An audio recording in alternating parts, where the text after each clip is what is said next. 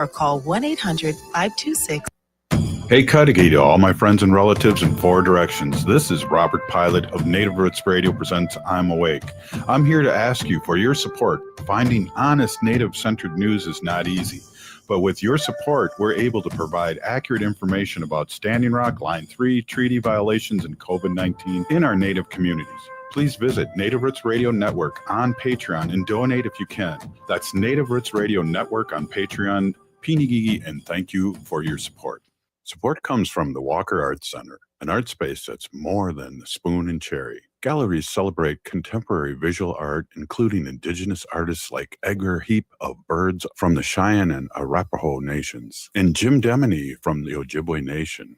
Additionally, film screens, cinema, and performances are shown on stage. And the Walker is free every Thursday night and free every day for citizens and members of tribal nations. Learn more at walkerart.org. The city of Minneapolis is now on Native Roots Radio with Minneapolis AIR. AIR stands for American Indian Relations. Guest host Christine McDonald talks to people about important things affecting the city's Native communities. Minneapolis AIR dives into topics like public safety, public health, elections, and so much more. Tune in to Minneapolis AIR on Native Roots Radio from 5 to 6 p.m. on the second Wednesday of every month, right here on AM 950. Aho, this is Robert Pilot. For Native relatives, healing is more than just sobriety. It's reclaiming indigenous masculinity as a sacred, balanced force. Join Hunter Thundercloud for Native Roots Radio presents Controlled Fire. We explore how personal recovery uplifts our communities. It's time men step back into roles as mentors and spiritual leaders. Recovery is collective, and it starts with us. Tune in the first and third Wednesday of every month at 6 p.m. for Native Roots Radio presents Controlled Fire. Let's tend the fire together. Rebuilding Together Minnesota provides critical home repairs and safety modifications at no cost to low-income homeowners, with a focus on supporting BIPOC communities across Minnesota, because everyone deserves a safe place to live. If repairs feel out of reach, help is available. Their work helps older adults stay independent, support families, and strengthens neighborhoods. Apply during the application window through March 31st. Visit rtmn.org and select Apply for Help, or call 651-776-4273. Rebuilding Together Minnesota, where neighbors help neighbors. With a look at your AM 950 weather, I'm Patrick Lilia. Tonight, partly cloudy with a low of 10, then Wednesday, sunshine with a high of 21. The Great Wall has been your home for Chinese favorites since 1981. Don't miss the sesame chicken, mushu pork with Chinese pancakes, or Peking duck. Stop in at the restaurant on France Avenue and 45th Street along the Minneapolis-Edina City line, or check them out at greatwallrestaurant.us. Portions of Native Roots Radio may be pre-recorded. It's a good day to be indigenous. Get up, stand up. They are going to become more brutal. Because all the hippies were trying to be Indians anyway. They're going to become more repressive because it's a matter of dollars and their illusionary concepts of power. Hey, Victor. We must live in balance with the earth. And also with recent happenings at Wounded Knee. I am awake. Welcome to Native Roots Radio presents I'm Awake, and I'm your host, Wakanja Hade. Hey, Cudahy to all my friends and relatives in four directions. You are listening to Native Roots Radio presents I'm Awake, and I'm your host, Robert Pilot. Hey, we discuss local, national, Native news and events, and as you know, Native issues are human issues, and human issues are Native issues. Hey, we're going to have our friend, State Representative Heather Keeler, jump on for a quick segment. And we also have Ruth Anna Buffalo on tonight, Minneapolis Indian Women's Resource Center, all the great work that they do down there. And then we'll end the show with Wendy with the Sacred Animal update, and also talking a little bit about what's going on. It's really interesting, too. Tonight, we will not be listening to the Orange One and his jibber jabber, but we will be protecting our soul. Hey, we have our friend, I believe she's on right now, State Representative. Thank you so much for coming on. I haven't seen you in a while and just love to have some updates. I know you, I see you on Facebook. You're doing a lot of running around, and also now you have the first week back, and geez, that must be a big feeling too. Thank you so much, State Representative Heather Keeler. Well, thanks, Robert. Yeah, it has been a while since I've been able to meet you here. Been in this race for Congress for 103 days now. Wow. It's crazy. It's been wild. If any of you have ever looked at a map of Congressional District 7, I'm running for Congress because I really believe that Congresswoman Michelle Fischbach is just not serving our constituents well. And you mentioned going back and the hardship of being in session. It's one of the biggest heartaches to go back to a space that Melissa Hortman is just so baked into. She's like deep in the Mm. fabric of what the House of Representatives are. But the thing that she taught us, along with many other things, is you've got to earn the right to serve your people. And it's a true honor. It's a sacrifice. It's an act of servancy to your community. And sad to leave the house, but I am really eager to make a quality, hard run, for Congress. And I think now more than ever, we're seeing crazy red districts get flipped because even independents and moderate Republicans are looking for something different right now. I have a track record. I've been successful in my legislation. I've worked bipartisanly.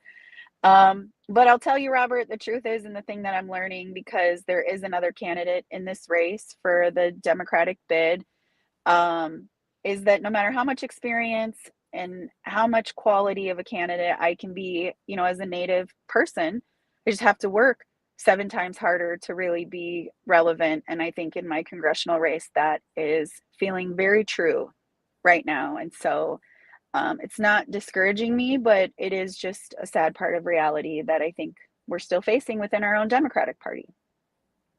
Yeah, I understand that, and really, I know you're really busy, and I want to jump into this right away and ask how our listeners out there can help in whatever way that they can help. And I know I always get a lot of really great response when you're on the show, and the proof's in the pudding and what you've done, and I just want to let you let people how they can support your work, and especially now where we really need you. Yeah. So, I mean, there's no surprise that campaigns take money, and they take a lot of money. I thought my House race was a lot of money. It's a whole different beast to really go, against the millionaires and billionaires when it comes to who we send to Congress. We know that candidates can run for Congress with no limit in their own pocket. Well, the truth is, Robert, I don't come from deep pockets. I grew up in poverty, and I'm really trying to fight for the underserved. I'm trying to fight to end homelessness, feed Minnesota, protect the environment, make sure we have access to mental health, make sure all of our neighbors are loved and cared about. And it just doesn't come with a lot of, policy money. And so, there is an ask that, people help lean in financially if you can. Keeler for Congress, KEELER, is where you can go to find our donation link. Individuals can donate up to $3,500 before the primary. And the truth is, races like this, if we're going to win and have real life people serving in Congress, it takes the community. It takes all of us to engage. And my side of the state just doesn't have real deep pockets either. And so I think we're really looking, I'm getting off of this interview to jump on call time, because that's kind of part of what we have to do. It's the yucky part of politics. But the truth is if we don't invest, or, like I would say, donate, to campaigns like mine, the likelihood of having, Trump copy paste Republicans go do this work, or millionaires who sit behind him, billionaires who sit behind him, will be making decisions for us. And so as little as $7 a month, reoccurring helps, all the way up to the max. If you know people who are willing to lean in and help, who really believe in the things that I have done and the things that I plan to go do, is important. I also think it's important, I'm an enrolled member of a federally recognized tribe. Both of my parents are Native. Like, I don't really know anything else. It's how I'm built. It's how I've been raised. And so I think there's value in sending somebody with my experience to Congress. And you don't have to live in my district to support me.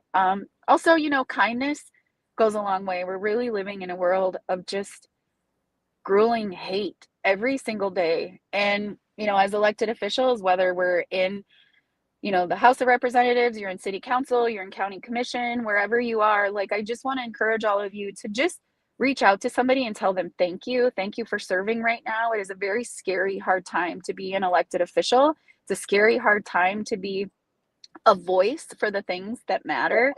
And I think gratitude and appreciation can also go a long ways. And I think, plainly put, that's also something that I'm really looking forward to. I've served for 6 years in the House of Representatives. I know that I've done a lot of really meaningful work for Native people. And I'll just name it, the lateral violence. Some of my worst critics and some of the people who are the worst to me are other Native women. And I think we need to be better to each other. I think it's a detriment to what we're trying to do out here and who we're trying to serve. Yeah, I agree 100%. I see it all over. And one of the things I wanted to mention before I forget, because, I got a good memory, but it's short, is the response that you have had. I'm looking at following you on social media, and all the people that are coming out to see you and listen to you and support you has just been amazing. Yeah, I mean, I do think the people that know about me and come out and learn about what I'm doing and what I've done and why, access to healthcare, why feeding each other, why mental health, why public education, why protecting Uchimaka are like really important to me. We get them on our side. I think what we're truly up against is, there's an article that came out in Teen Vogue, back in like 2016, that I think I still refer to a lot, that says the number one form of racism towards Native Americans is invisibility, making it just seem like we're not even here or that we're not even part of the conversation. And I think some of the battles that I'm up against within our own party on my side of the state is the fact that because my opponent is a mediocre white guy, he just gets all the praises, but then they're using this invisibility tactic to really just hide the fact that I'm a qualified candidate, that I'm even a candidate. And so if anybody has any connections in CD7, it's 38 counties. It's the third largest geographic congressional district in the nation. If you know anybody in CD7 or anybody in any of these communities, please let them know that I am running. Let them know if you've ever heard about any of the work that I've done. Just let them know, or also volunteer, make some phone calls or share some social media posts. That's actually like how we can hype each other up and share the good that we're trying to do across the district. So, State Representative Heather Keeler. Almost said it. I know. I was just fine with you. One more time, how people can reach out and help you financially. Yep. KeelerForCongress.com is where you can find the donation link and other ways to get involved. Wopida, and honestly, just truly appreciate anybody who has any ounce of energy or funding to help support this mission. So cool. Really appreciate you and appreciate your journey. And it's been so great to see and watch. And there's good things going to be happening. And I appreciate you, State Representative Heather Keeler. Thank you. Oh, this is Robert Pilot. For Native relatives, healing is more than just sobriety. It's reclaiming Indigenous masculinity as a sacred, balanced force. Join Hunter Thundercloud for Native Roots Radio presents Controlled Fire. We explore how personal recovery uplifts our communities. It's time men step back into roles as mentors and spiritual leaders. Recovery is collective, and it starts with us. Tune in the first and third Wednesday of every month at 6 p.m. for Native Roots Radio presents Controlled Fire. Let's tend the fire together. The city of Minneapolis is now on Native Roots Radio with Minneapolis AIR. AIR stands for American Indian Relations. Guest host Christine McDonald talks to people about important things affecting the city's Native communities. Minneapolis AIR dives into topics like public safety, public health, elections, and so much more. Tune in to Minneapolis AIR on Native Roots Radio from 5 to 6 p.m. on the second Wednesday of every month, right here on AM 950. Support comes from the Walker Arts Center. Did you know that the Walker has a cinema that shows film almost every week? From artist talks, genre-defined performances, and world premieres to archival shorts and experimental soundscapes, the Walker Cinema explores all modes of global and local filmmaking. Get your first tickets for free. Visit walkerart.org/cinema to learn more. That's walkerart.org/cinema. See you at the movie. Rebuilding Together Minnesota provides critical home and safety modifications at no cost to low-income homeowners, with a focus on supporting BIPOC communities across Minnesota, because everyone deserves a safe place to live. If repairs feel out of reach, help is available. Their work helps older adults stay independent, support families, and strengthens neighborhoods. Apply during the application window through March 31st. Visit rtmn.org and select Apply for Help, or call 651-776-4273. Rebuilding Together Minnesota, where neighbors help neighbors.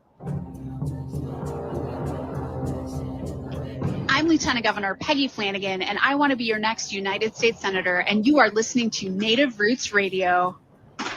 Welcome back to Native Roots Radio Presents I'm Awake, and this is Robert Pilot.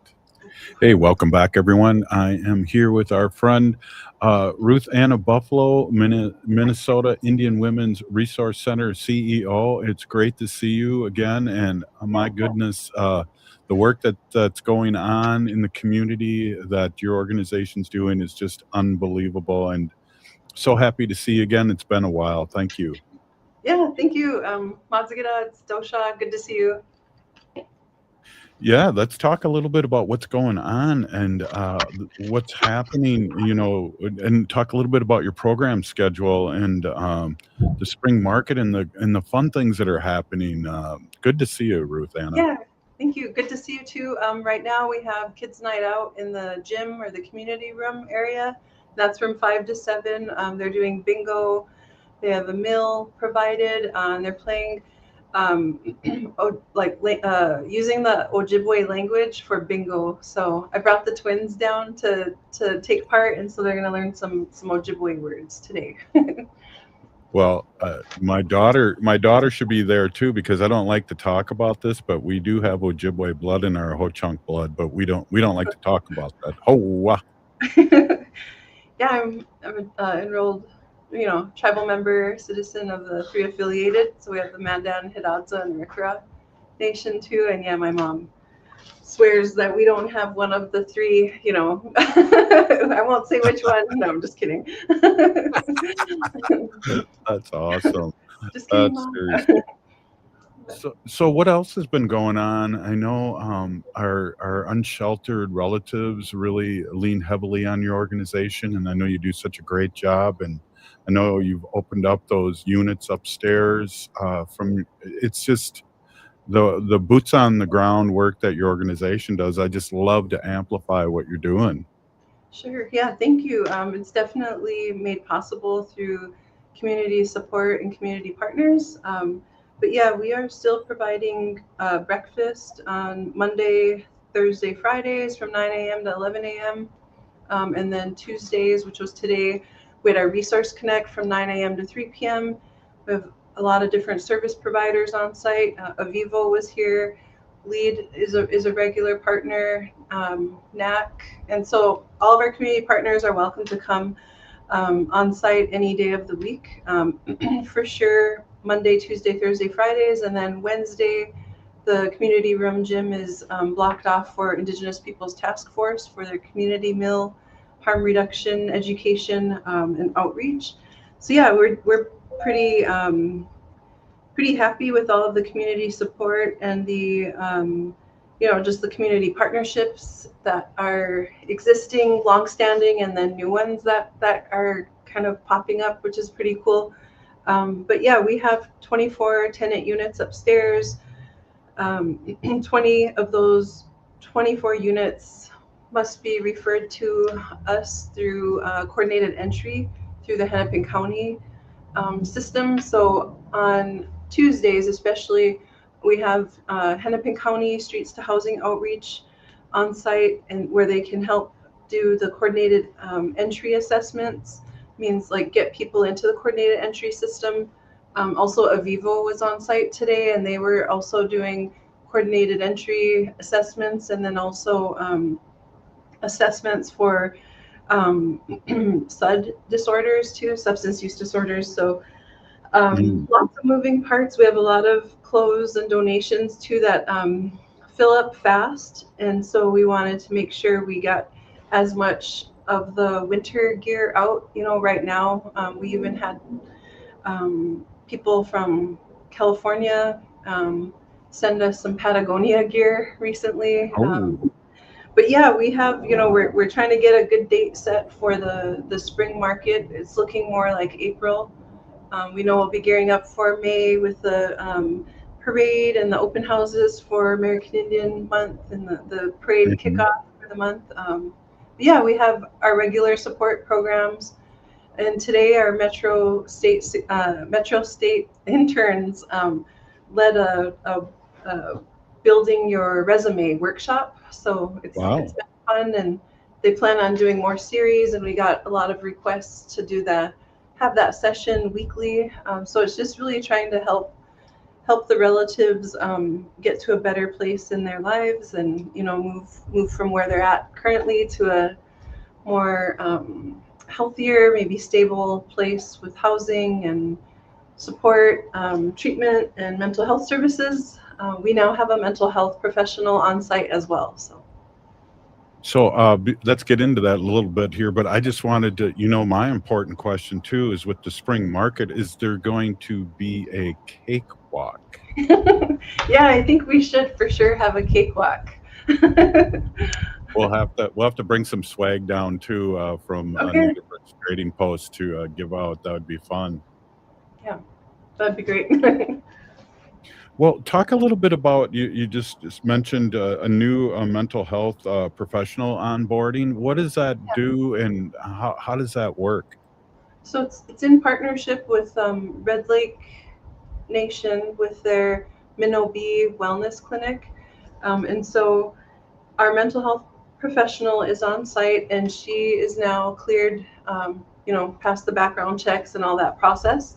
And so now she is able to start seeing clients, and she can take them on referral basis. So, walk-ins, and so we're pretty excited. We have, some things to do on our end, of just getting the word out there, but she can start taking patients or client relatives, anytime.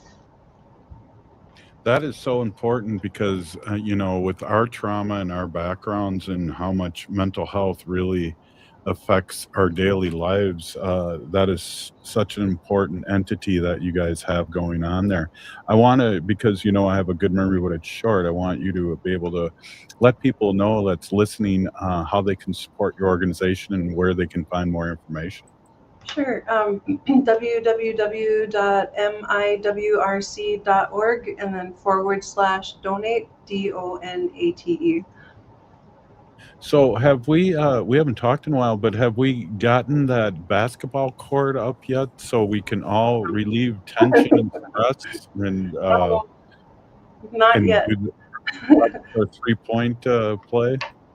It's goals. Like, we have some high aspirations to even maybe get a paved court somewhere nearby, and then also use it, as for other multi-purpose uses, like during the winter for a warming space as well. But yeah, we have some ideas nearby to get an outdoor basketball court.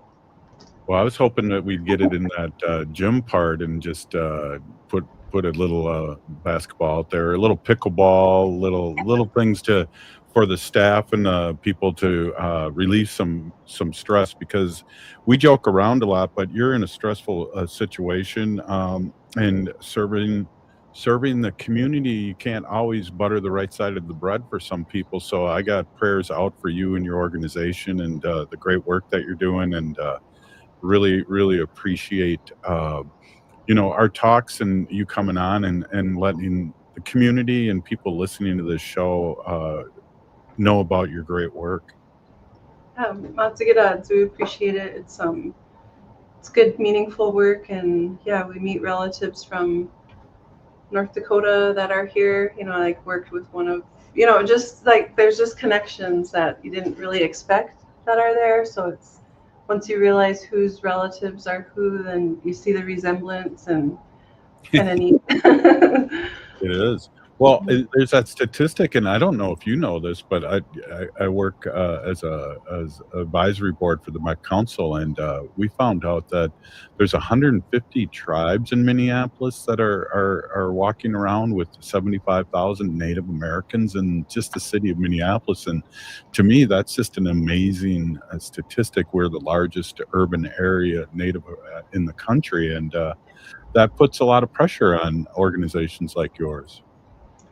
For sure. I mean, I was thinking back when I was here, when I was, single with no dependents. I'm just kidding. Back in when I was like 19, 20.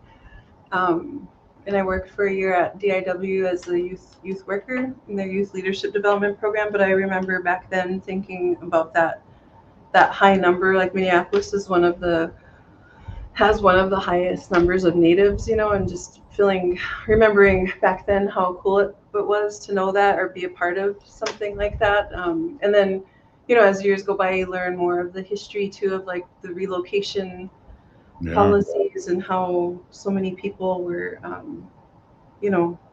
relocated to metro areas. Yeah, definitely. And before the casinos and all the money, it's like I know Prairie Island's full of ho chunks, but they commingled with those Prairie Islanders, and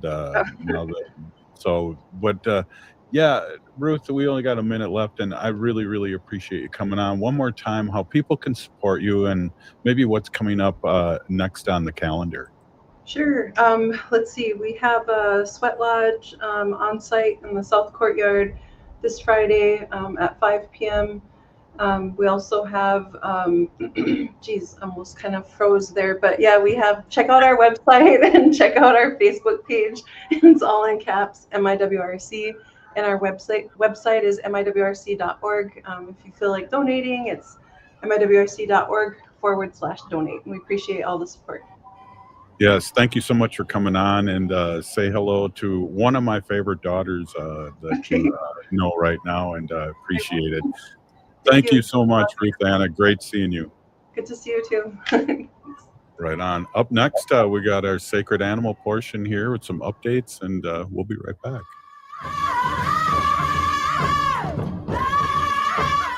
Support comes from the Walker Arts Center. Local artist Rosie Simas, Seneca Nation of Indians, Huron Clan, embodies Onondaga philosophies of peacemaking and relationality in new immersive installation. Visit Age Jagwa Desnigowaweni. I hope it'll stir your mind and explore a space built for communal rest and contemplation. Simas presents a performance of the same name this May. Learn more about the exhibition and performance at walkerart.org. The city of Minneapolis is now on Native Roots Radio with Minneapolis Air. AIR stands for American Indian Relations. Guest host Christine McDonald talks to people about important things affecting the city's Native communities. Minneapolis Air dives into topics like public safety, public health, elections, and so much more. Tune in to Minneapolis Air on Native Roots Radio from 5 to 6 p.m. on the second Wednesday of every month, right here on AM 950. Support comes from the Walker Arts Center, an art space that's more than the spoon and cherry. Galleries celebrate contemporary visual art, including indigenous artists like Edgar Heap of Birds from the Cheyenne and Arapaho nations, and Jim Demeny from the Ojibwe Nation. Additionally, film screens, cinema, and performances are shown on stage. And the Walker is free every Thursday night and free every day for citizens and members of tribal nations. Learn more at walkerart.org. Rebuilding Together Minnesota provides critical home repairs and safety modifications at no cost to low-income homeowners, with a focus on supporting BIPOC communities across Minnesota, because everyone deserves a safe place to live. If repairs feel out of reach, help is available. Their work helps older adults stay independent, support families, and strengthens neighborhoods. Apply during the application window through March 31st. Visit rtmn.org and select Apply for Help, or call 651-776-4273. Rebuilding Together Minnesota, where neighbors help neighbors. Aho, this is Robert Pilot. For Native relatives, healing is more than just sobriety. It's reclaiming indigenous masculinity as a sacred, balanced force. Join Hunter Thundercloud for Native Roots Radio presents Controlled Fire. We explore how personal recovery uplifts our communities. It's time men step back into roles as mentors and spiritual leaders. Recovery is collective, and it starts with us. Tune in the first and third Wednesday of every month at 6 p.m. for Native Roots Radio presents Controlled Fire. Let's tend the fire together. Support comes from the Walker Arts Center. Local artist Rosie Simas, Seneca Nation of Indians, Huron Clan, embodies Onondaga philosophies of peacemaking and relationality in new immersive installation. Visit Agejagwa Desnigowaweni. I hope it'll stir your mind and explore a space built for communal rest and contemplation. Simas presents a performance of the same name this May. Learn more about the exhibition and performance at walkerart.org. This is Chase Iron Eyes announcing a new show on AM 950, The Progressive Voice of Minnesota, powered by Native Roots Radio. The show is called Native American Patriot Talk Radio. What will we do on the show? We are going to explore and dive into the source of American constitutional sovereignty, the intersection of Native American and legal issues. Find us the first and third Tuesday of every month at 6 p.m. on AM 950. With a look at your AM 950 weather, I'm Patrick Lilia. Tonight, partly cloudy with a low of 10, then Wednesday, sunshine with a high of 21. The Great Wall has been your home for Chinese favorites since 1981. Don't miss the sesame chicken, mushu pork with Chinese pancakes, or Peking duck. Stop in at the restaurant on France Avenue and 45th Street along the Minneapolis-Edina City line, or check them out at greatwallrestaurant.us. This is AM 950, the progressive voice of Minnesota. Hi, this is Representative Sharice Davids from Kansas. I'm Ho Chunk, and you're listening to Native Roots Radio. And we're back to Native Roots Radio presents I'm Awake, and this is Robert Pilot. Hey, welcome back, everyone. This is Robert Pilot, and we are here with Wendy Pilot, and we're doing a little sacred animal updates, but also talking a little bit, maybe relapsing back to the days when we had a Pilot's Progressive Party show. Or we could just talk about what we're not watching tonight, what we will not be tuning into tonight. Yeah, exactly. Well, and I think what I'm going to try and find when it comes to the Orange one of those stations, and I know a couple of the late night shows are going to be, one's going to be live broadcasting, and because they're going to respond to the nonsenseness. And I heard in the news break that it's going to be a long one. Well, of course it is. On and on and on and on. Yeah. Lies and lies and lies and lies and how lies great everything is and lies and whatever. Yeah. Anyway, we have a lot of other things to watch, and this is people that I follow. Aaron Parsons, he has the Midas Touch. Yeah. What is that? Would you call that a podcast? Or it's like him and his brothers, and they are journalists, and they go out and find real news and bring it to you in real time. Aaron actually is in bed today with the flu. Ooh. But he's all like wrapped up in blankets, and he said, listen, you don't have to watch it tonight. I'll watch it and then let you know what he says. You don't have to be tortured. Well, we already know what he's going to say, and I just saw somebody post something that was just great. I should try and find that while we're talking here. Yeah, it's just I can't even watch him when he's on the news for 10 seconds. I mean, I can't. I do obscene hand gestures towards the TV. I yell at the TV. I say things towards the TV, and then you call me Grandma Nissen. My grandma apparently Robert's grandma used to talk and yell at the television. So when I do that, he calls me Grandma Nissen. I think it's kind of funny. Yeah. It is. It is. And it's like, wow, we're getting old here. And I can't. Like I can't do it, I just can't. But anyway, we'll see. We'll tune into, I think like Jimmy Kimmel was doing something. Stephen Colbert was having something on, the Midas Touch. Tune into those guys. They're really something else. I think there's two brothers and somebody else. But anyway, they really have good updates and things that you don't hear, of course, in mainstream media, because mainstream media doesn't have what you really need to know. Oh, I know. It's terrible. Well, he's going to be talking talking about the same stuff over and over again, Yep. how great the economy is, how great this is, and they're just going to be all lies. Yeah, exactly. You know, it's just... While you're looking for that, can I talk about my Eagles right now? Absolutely. So this is dated February 18th, but it's from the Minnesota DNR Eagle Cam.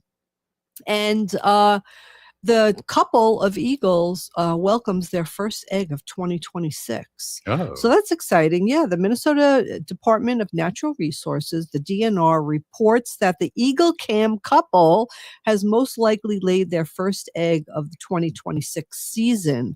While the Eagle Cam angle cannot capture the nest's interior, the DNR says the pair is showing signs that an egg has been laid. So at least one eagle has been consistently sitting in the nest, a sign that incubation has begun, as bald eagles immediately begin incubating an egg once it's been laid. The DNR expects more activity in the nest now that one parent will be incubating the egg while the other hunts. And they do take turns. Both adult eagles can incubate because they develop a bare area of skin on their chest called a brood patch. This allows them to keep the egg warm using their body heat. And the adults also turn the egg frequently to keep the development of the baby eagle going properly. And when turning the eggs, the adults curl their talons to avoid piercing or injuring the eggshell. They use their bill to gently roll the eggs between their feet, then reposition them in the nest before settling back down. If the couple has more eggs on the way, they will most likely be laid in the next 2 to 3 days. So the eaglets typically hatch in about 34 to 39 days after being laid. So signs of chick activity could be seen and as early as March 21st. So I think that's exciting. I will be watching the Eagle Cam, the Minnesota DNR Eagle Cam. You could go on and just take a look and see what the eagles are doing. And I just want to remind everybody about lead and how we find so many of our beautiful bald eagles in trouble. And at the Wildlife Rehabilitation Center and the Raptor Center at the University of Minnesota, because they're poisoned with lead. So if you know a hunter out there, please ask them to use different ammunition, and also please ask them to remove gut piles. So if they go and they shoot a deer, the lead bullet explodes in the body, and then they leave the gut pile behind, and all the other animals eat that gut pile. So we want to make sure. And also fishing lures. I don't know if anybody's fishing now, but people fish now in the frozen lakes. Fishing. Yeah. We don't go on what those. do I know? I'm not. We don't go on those because it's a rash of people falling into the lake again. Every year. Isn't it terrible? Honestly, every year.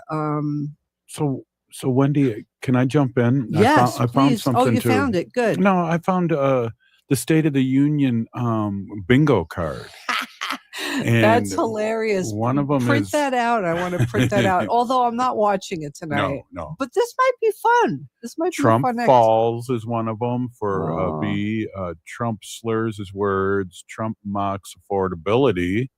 Trump threatens to make another country the 51st state. J.D. Vance and Mike Johnson look bored. Trump speaks for 90 plus minutes, that's for sure. Yeah. Epstein mentioned, I don't think he wants to mention Epstein, so that might not work, and you might not get to put that one down. Well, Trump mentions the stock market, which is what his attorney general did to make everything better, that a few percentage of Americans are doing well because of the stock market. Not everyone's in that. Exactly. Off script tangent, that's hope. Trump lies that other countries pay his tariffs. Yeah. Trump makes a weird sound. We could probably check off a few of those without even watching it. Right? Seriously. Well, what I heard was that there were handful of Democrat senators who were inviting Epstein survivors to the address tonight. So they'll be sitting in the audience. Yeah. You know, I mean, of course he's not going to apologize or say anything. Well, and also too, he's going to blame everything on Biden and Obama, and he's going to mention the word woke. You know, of course. Trump declares unnecessarily a legal war with, you know, that whole thing was if you remember in the beginning, he tore up all the stuff that Obama did, and now he's going to go to war with them because they won't renegotiate or negotiate the same thing that Obama already did. I know. It's terrible. Yeah, no, I'm not watching. I can't. Not even if there's a good bingo game. I just can't do it. I can't. I'll be, no. I like what Nina says here. The dumpster makes me sick. Why would I subject myself to that? She's right with you, Wendy. Exactly. No, I know. Oh it's not gosh. good. It's not good. It's a terrible thing that we have to put ourselves through. So let's talk more sacred you want to do more sacred Yeah. animals? You know, Robert, it's been great because you've been sending me a lot of these. Did you know?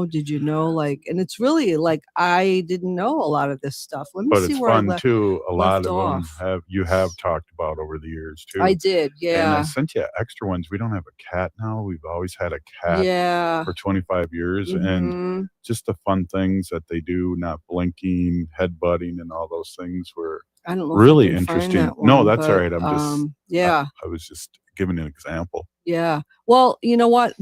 I really like to talk about, like, Wanda, when I'm in the kitchen cooking, our dog is like under my feet. Like literally, I can't even take a step without looking down because I'll step on her. She's crazy. She always wants me to cook her carrots, which I do. I cook her carrots.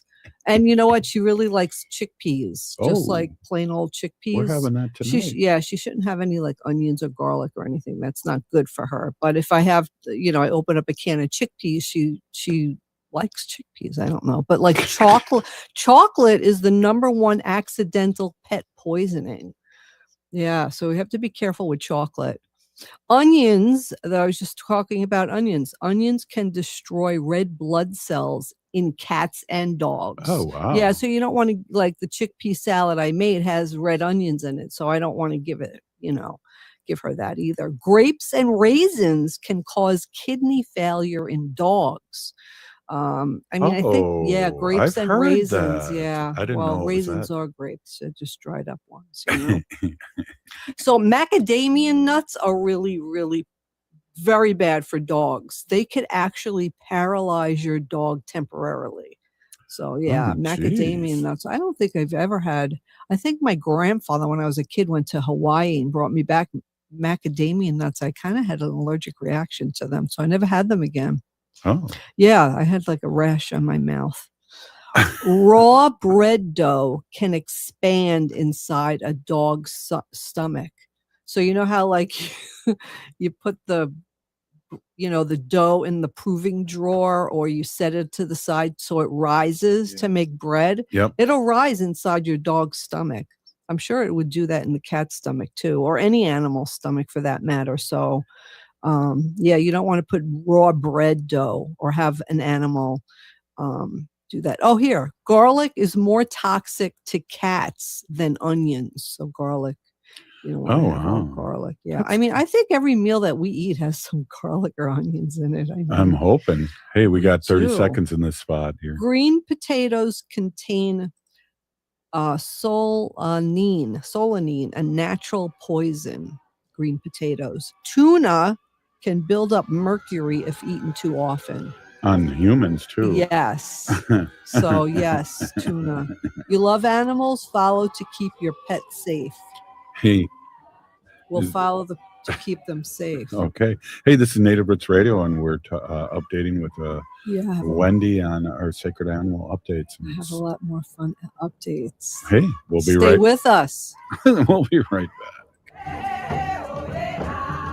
Support comes from the Walker Arts Center. Local artists Rosie Seamoss, Seneca Nation of Indians, Huron Clan, embodies Onondaga philosophies of peacemaking and relationality in new immersive installation. Visit Agejagwa Desnigowaweni. I hope it'll stir your mind and explore a space built for communal rest and contemplation. Seamus presents a performance of the same name this May. Learn more about the exhibition and performance at walkerart.org.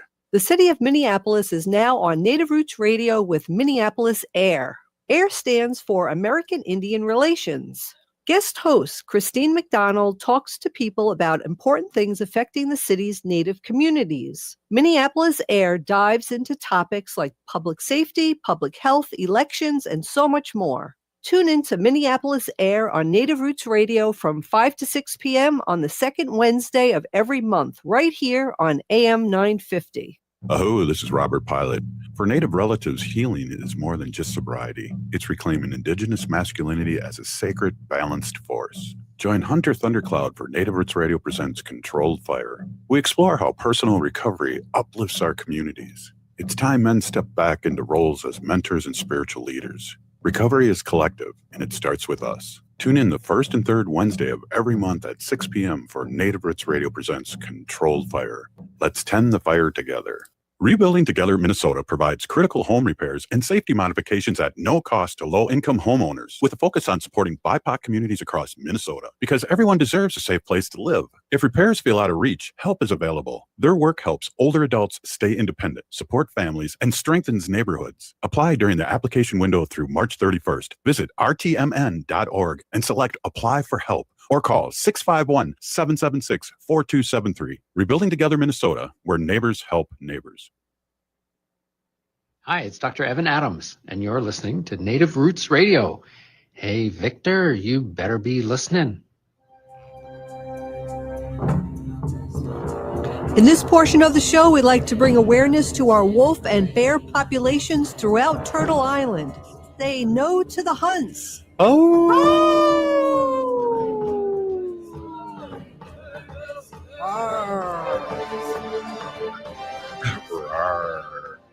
Hey, I want to reintroduce my awesome, beautiful wife. Wendy's been an animal advocate for many years and is a co-founder of Native Roots Radio, which we are in our 10th season.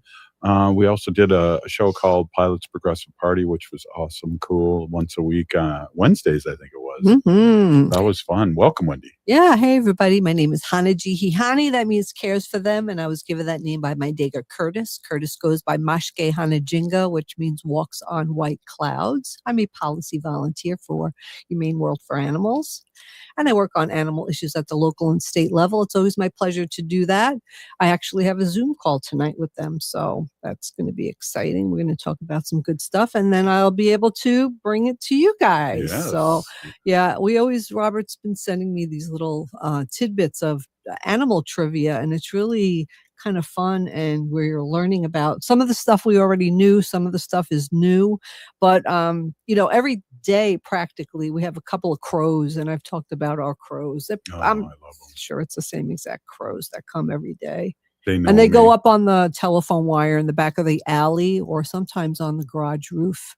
They really hawk, and they make a lot of noise because they know that we'll throw food out for them. So I'm glad that they know that there's a safe place for them to come and have something to eat, and there's always fresh water outside. So I'm really happy to know that. But you sent me a did you know thing on crows. Oh. Yeah, so I wanted to go go through some of this. And some of this we talked about. When a crow feels sick, it finds an ant nest and disrupts it, and all the ants will crawl all over their bodies, and the ants have some type of a chemical that they release, and it helps the crow feel better. I think that's like really unbelievable, but yeah. Yeah, and it also said too, if I remember, it said something that other animals do it too. Oh, here, it says it right here. The ants crawl up the crow's body, but the crow stays still with the wings spread, and the ants spray formic acid. That's what it was. The ants spray formic acid. It's kills germs and parasites like a natural medicine. Crows can remember human faces for years. I'm telling you, sometimes like when I walk, I'll walk Wanda down the road. I'll go like a couple of blocks, away, and like these crows will be flying up overhead, and they'll be like squawking, and I'm like, I wonder if that's the crow that knows me, because I have like white hair, gray hair, and maybe they recognize me. You never know. Oh yeah, I they're would love supposed to. I would really love to think that they're flying over and seeing me and being like, wah, wah. You laughed at me when I said that about the squirrels. I think that squirrel knows me. That's funny. I know. And I always forget, like I always want to carry a handful of peanuts when I go for a walk, because I'll see a squirrel and it'll be like really skinny, and I'll be like, oh, I wish I had a peanut to give them. I have to really fat remember ones that. live in our backyard. Yeah, there's a big, beautiful white husky that lives a few blocks away, and he's often out, and he loves just laying in the snow and just laying there. And the dog's named Zoe. So we pass by, and I'll say, Zoe, Zoe, and the dog will get up and like, it's, he knows it's food and time. I'll go up and give her a couple of treats. Yeah, she's beautiful. Okay, let's see. They can solve puzzles as well as a 7-year-old child. That's how intelligent these crows are. Yeah. And must be smarter than me because I'm not a big puzzle person. Right. Crows teach other crows which humans to avoid. Huh. Yeah. And remember that article I was telling you about the man? I can't remember what state he's from, but he had like crows that visited him all the time. And he taught the crows to peck or take away red hats. Oh, yeah. So he would, every day he would put food down, and the birds would come, the crows would come, and they'd eat the food. And then he started putting red baseball hats over the food so that the crows had to remove the hats to get to the food. And then the birds started going after people walking around with red hats. But it was to do the MAGA hats, but the crows are going off after everyone with red hats. So that's how smart they are. But it's funny. Do you remember it was opening season, and I used to go with a friend of ours, kids, baseball, and the squirrels attacked him. Well, do you remember that? Yeah, Jumped this was on years his back. ago. Robert was walking crazy. with these two boys in the backyard, walking into the house, and one of our squirrels just jumped on his back. He didn't even really get upset about it. No, it was just nonchalantly, and I mean, it was funny. I won't cut into this anymore, but it was funny. He mentioned that to me years ago later, and I went, "Oh my God, I forgot all about That's so funny." I know. They hold funerals. Crows hold funerals by gathering around their dead. So they mourn and show their respects to their dead. Yeah. So, I love them. They're beautiful birds. The other thing I learned about them is that they look like they're black, but we can't see the ultraviolet colors in their feathers, and they're really very brightly colored if we got to see that like dimension of color. But we don't get to see that. Yeah. Jeez. Oh, yeah. We talked about the rabbits, but we're not going to talk about that. And then Dr. Stately said something that upset me. But anyway.